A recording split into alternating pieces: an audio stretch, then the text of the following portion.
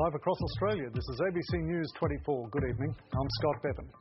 Bigger than Cyclone Tracy, worse than Cyclone Larry. That's how Cyclone Yasi is being described, as the superstorm tracks towards North Queensland coastal communities. The state's Premier, Bligh, has warned that Yasi will be devastating, destructive and potentially deadly. Tonight, it's 1,000 kilometres off the Queensland coast, moving at 30 kilometres an hour. It's expected to hit somewhere between Cairns and Innisfail in the far north late tomorrow night. Queenslanders in the state's far north are preparing for the worst.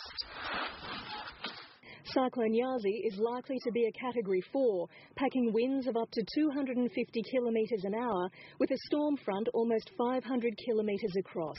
The Premier left no doubt about just how bad it's going to be.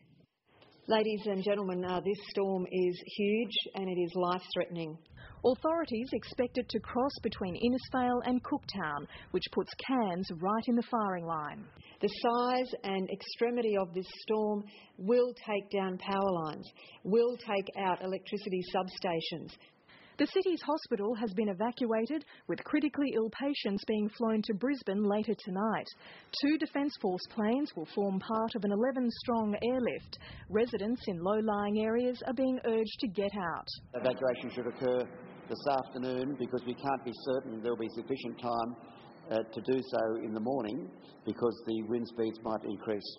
Already, the storm is twice the size of Cyclone Larry, which devastated the town of Innisfail in 2006.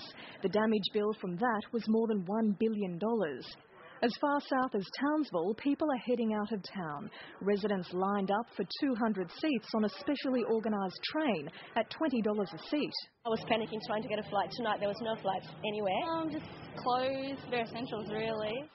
As well as cyclonic winds and hundreds of millimetres of rain, destructive tidal surges are likely to hit as far south as Mackay. Please make no mistake, this storm is a deadly event. People need to take action between now and tomorrow morning. Authorities warned communities need to be prepared to be without food, water, power and phone lines for an extended period of time. It's another stern test for Queenslanders. Since December last year, devastating floods have claimed 40 lives, and the clean-up bill from January's floods stands at $5.5 billion. Francene, Norton, ABC News, Cairns.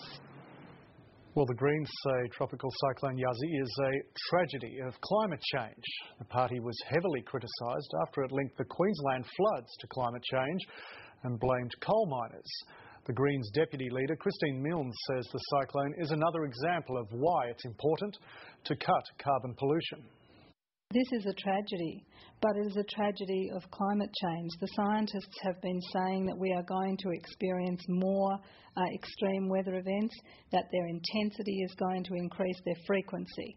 And so we have to do 2 things.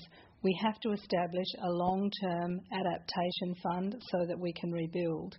But equally, we need to move rapidly to stop putting so much carbon dioxide into the atmosphere so that the situation becomes worse. Greens deputy leader Christine Milne there. Well, the uprising